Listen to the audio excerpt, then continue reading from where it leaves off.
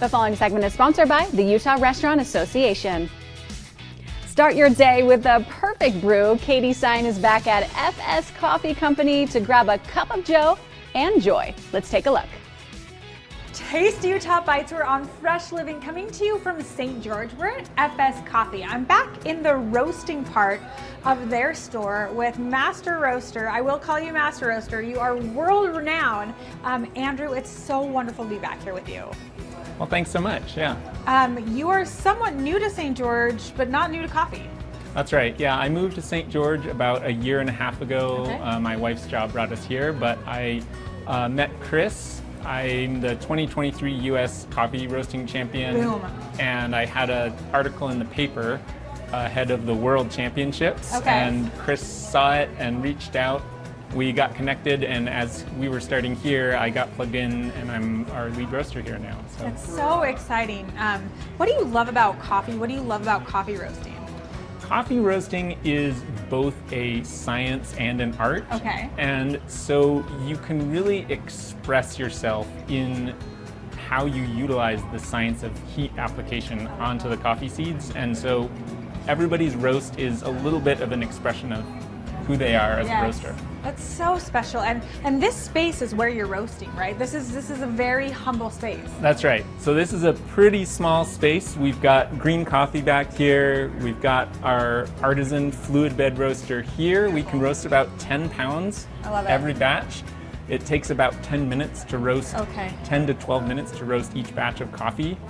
And then we store our roasted coffee here. It gets all bagged up and goes to our locations, the farmsteads, and the shop here. And I love it. You have some of the beans here. So when you say green beans, coffee really does start as sort of this like beautiful green bean. And then you put it in this machine, almost like popcorn, right?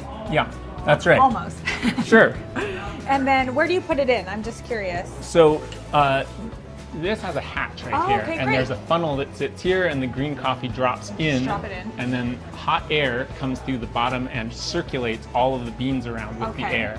I love it. And that motion is what moves the coffee around, and all that heat is what turns it from your green color to this brown color. This brown color, and depending on how long you leave it in there, sort of percolating and circulating, is going to be the degree to which the coffee is light, medium, or dark roast. Is that right? That's right. So the longer you roast your coffee, the higher your end finishing temperature, the more developed the coffee is going to be. So a lighter roast would be in the roaster for a shorter amount of time. It would have less heat applied to it. A dark roast would be in the roaster longer, more heat applied to it. You could think of it like if you're a rare steak versus a well-done steak, right? So similar with coffee. I love it, and everything is so meticulous. You can come and enjoy espressos, cappuccinos, all kinds of fun flavored beverages. We sat down with Chris during the last segment and kind of saw all of the Farmstead spread. You really are elevating what they're doing at Farmstead and truly bringing in this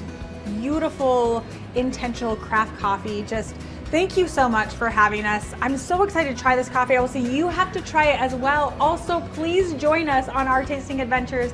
Every Saturday morning, 10 a.m., we're tasting the state of Utah, introducing you to wonderful people like Andrew.